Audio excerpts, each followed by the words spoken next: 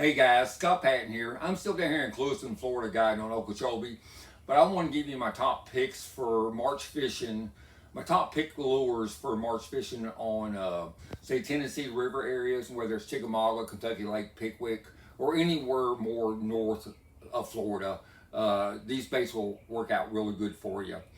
One thing I always go with, and most guys, are always going to choose red. Red's really important when the water temperatures stay below 55 degrees. And I really prefer, my number one is probably going to be a flat-sided red crankbait, okay? This right here is Lucky Craft's flat-sided crankbait right there, of course in the red color. This is another color here. I think this color here has been discontinued, but I've caught a lot of fish on this one. If you can find those guys, I'd get a hold of them. I think it's called Disco. I like to fish these things, say like going into the creeks, the bigger creeks, usually what I'll pick out first. And what I'm looking for are channel banks, okay? And on these channel banks, usually if you got some bigger size rocks, say like softball or cantaloupe size, is generally always been best for me, because those rocks stuff hold crawfish and stuff in them. So what I'll do is I'll just go down there, usually throwing it on, say, anywhere from 15 to 17 pound test fluorocarbon, and a glass rod or a rod that's got a soft tip to it is going to work best for you. One of the main reasons I like a flat-sided crankbait, I feel like it just moves a lot of water. I don't know, it just seems like I catch a little more fish on this overall than I will just a normal square, like a 1.5 square bill, which of course I still throw these for awesome baits, and you gotta have both of them tied on. Just gonna kind of see what kind of vibration and wobble the fish are preferring for that day. Sometimes you can have a little bit colder weather coming in. They may be reacting on, say, like the more than 1.5 style crankbait versus a flat-sided. But you just have to kind of fish it and see what the fish are going to prefer for that day. And one thing I do to these flat-sided crankbaits, and it helps a lot, is I do use these suspend docks on here, okay guys? And the reason I do that is because I'm gonna crank this bait that time of year, early in March. I'm gonna crank it as slow as I can crank it. And if I'm cranking it 3 or 4 feet and I want to stop it and pause it by a stump or something like that I might see in the water, then a lot of times you're gonna get that bite, because with the suspend docks on there, it's gonna make that bait suspend instead of float up. Especially if that bait may be 3 or 4 foot deep and that crankbait's down there by that stump. And if you stop it, it's going to, say these fish are going to be, they could be really sluggish, and the bait's going to float up away from the fish. But if you stop that, if you're cranking that bait and that bait suspends, and you stop it by the stump, it's going to sit right in front of that fish's face, and it's going to be able to get you a reaction strike a lot better than when it's going to float away from it, okay? So that's one of the main things I do in the springtime, is add the suspend dots to most of my crankbaits, okay? Of course, this is your standard 1.5 square bill. I throw these, I always have a 1.5. I don't have any here with me, but I also carry a 2.5.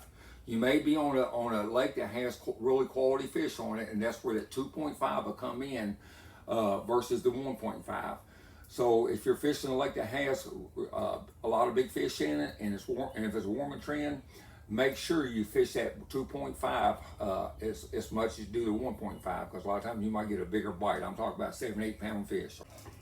Guys, and probably my third pick is going to be a Raglan Bait. This is a Lucky Craft LV lure.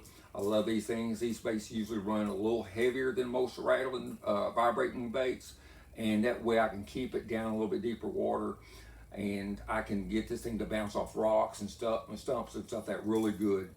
Again, in the same colors you're looking at in your reds and your crawfish colors, going to work out good. I'll throw these also on long tapering gravel points, which if you fish Kentucky Lake or Pickwick or Chickamauga, you'll see those long gravel points. You'll have those long pea gravel type points and stuff back in the creeks, even off the main lake. This bait is really good to throw it way up on the bank and crank it back real slow and just let that thing just bounce on that gravel as it's going through there. And a lot of times I'll fish this bait on 15 to 17 pound test line. I mostly won't go to a real soft tip rod with this, because I want to stay in contact with this bait as it's bouncing off the rocks, or it may hit a log or a stump or something. So I'll go to about a medium action rod, 7-foot medium action rod, so I can feel this bait versus one with the square bill. I'll have that softer tip. That way, it's not as important to know exactly what that bait's doing to me. Okay. Now, let me go back. One other color, we're talking about reds here in the springtime, but this is a color that Lucky Craft makes. It's like a mossback color, and it's more of a dull chartreuse. And I'm not for sure off the top of my head what this color is called, but we'll have it in the description down below. But this is excellent bait, especially if you're getting into some, you've had some rains and the water's getting stained up. I have caught so many fish on this thing when the water is below 55 degrees, and you got quite a bit of color in the lake. So make sure this is one that you add to your square bills and your 1.5s to 2.5s, because I'm telling you, if it's stained water, you're going to catch a lot of fish on this. And again, it's not the black and chartreuse that is so common. This is more of it's mossback something, but like I said, it's chartreuse. But we'll have the color in the description where you can get these, okay, guys? One bait you can't forget is your jackhammers, your chatterbait type baits. These things are really good in the springtime, actually all through spring, not just early spring. But you can see the color here I've got here. It's more of a red and green. It's a crawfish color. I actually custom tie this skirt myself. I do that a lot, but you can see the bait. I got a gold blade on it. I like gold a lot of times if you got stained water. And also I might throw this thing also into like a black blade with it as well. But this is one bait. This is a 3/8 ounce. I usually use 3/8 ounce most of the time. I'm gonna fish this over scattered grass, around stumps and lay downs and stuff like that too, okay? So this is one bait you're not going to leave out of your springtime, your March fishing, because this bait here will catch you a lot of fish. Now, I've done a lot of guiding, and I've done a lot of fishing on Kentucky Lake, Pickwick, Chickamauga, where I guide now. One thing I've learned in the springtime, I have guys out, and I'll tell them in the morning, you know, when you've got to, when that water's warming, okay, on those warming days and the sun's out and you may have a little ripple in the water, but those would be your perfect days. One very important thing is you've got to make sure you cast these baits all the way to the dirt. And I'm talking about right on the bank. You've got to be able to get this thing right up on the bank and crank it from there. I have guys who be fishing with me on guide trips. I may be casting out there, I'll catch 4-pounder or 3-pounder, and they wouldn't be getting bit. And it's simply because I'm showing them, I'm pointing it out to them before I tell them. I would show them where their casts are hitting. They're letting that bait land 3 feet, 2 feet from the shoreline. They may catch a few fish, but I'm catching a lot more fish. And the main reason is, and the only reason is, because I'm throwing this thing all the way up to the bank as far as I can get it, and then I slowly crank it back. And the reason you've got to do that is because the water's warming, the bait, the crawfish, everything's up there shallow. Those fish, that bank could be, like I said, if it's a chunk rock gravel bank, those fish could be out in 3 to 4 foot of water, cruising, looking for food. And they're looking, in those crawfish, and that bait's going to be up in that 1 to 2 foot of water, because that's the warmest water out there, okay?